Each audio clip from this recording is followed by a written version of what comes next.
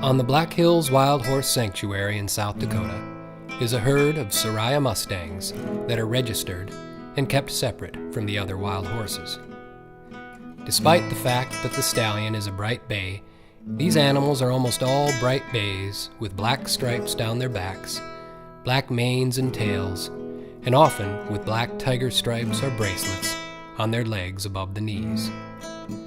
Their heads are uniformly convex, with the outwardly curved face of the original Spanish imports to the Americas. Their tail sets are rather low, and their inner ear cones are covered with dense hair.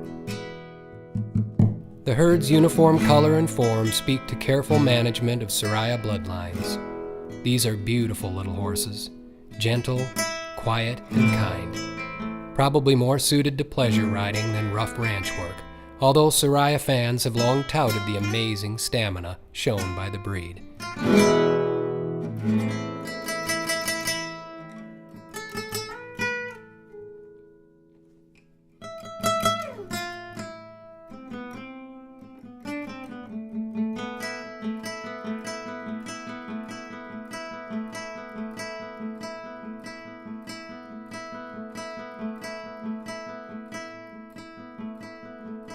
Most wild horses in the Americas show the genetic effects of crossbreeding. The original Spanish and Portuguese imports were small horses with prominent faces, not the dished faces of Arabians. Their tail sets tended to be low, and many were grulas and duns with black stripes down their backs, dark bracelets around their legs, and black manes and tails. They were tough horses by any standard, able to come off a voyage across the ocean and carry a Spanish soldier into battle or on a journey of exploration.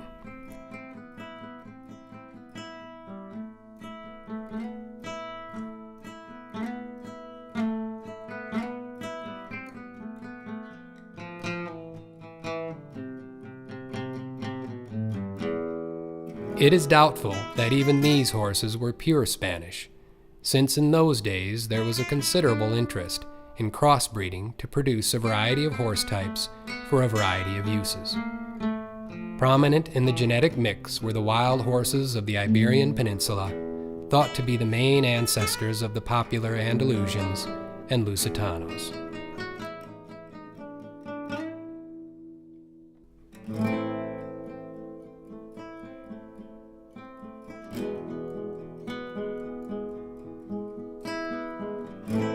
During the early 1800s, wild horses were common on North America's western prairies, and there was not much call for unbroken animals except for meat and hides. Cattle, chiefly of the Longhorn breed, also ran wild, and soon a whole new profession arose: the roper, who could bring in wild cattle. Capturing a 4 or 5-year-old bull or steer required a larger horse, and inevitably crosses were made to increase the size and strength of the original Mustangs.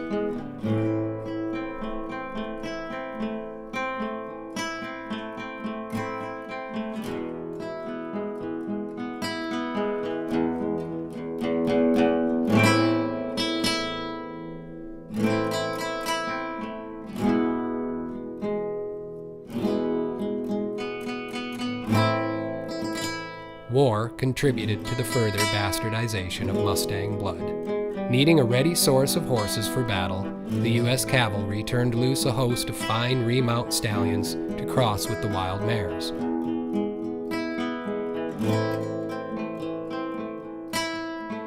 The long-bodied thoroughbreds required far more food to feed their furnaces in the winter, and the influence of their genes soon died out. Those that survived in the genetic pool were the stout, short-bodied types with incredible stamina. In any Mustang herd today, no matter how polluted the blood, there is a constant return to form. It is the land that in the end shapes the wild horse.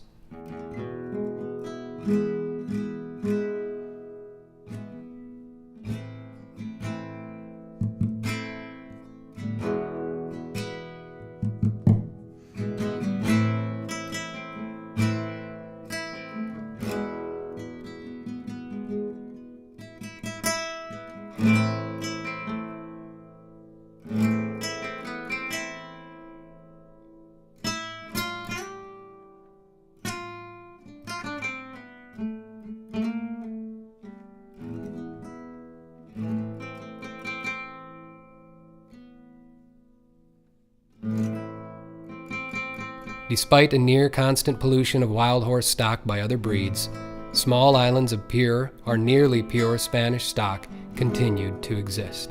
At the Black Hills Wild Horse Sanctuary, there are two small bands of pure stock, one of Soraya Mustangs and one of Spanish Mustangs.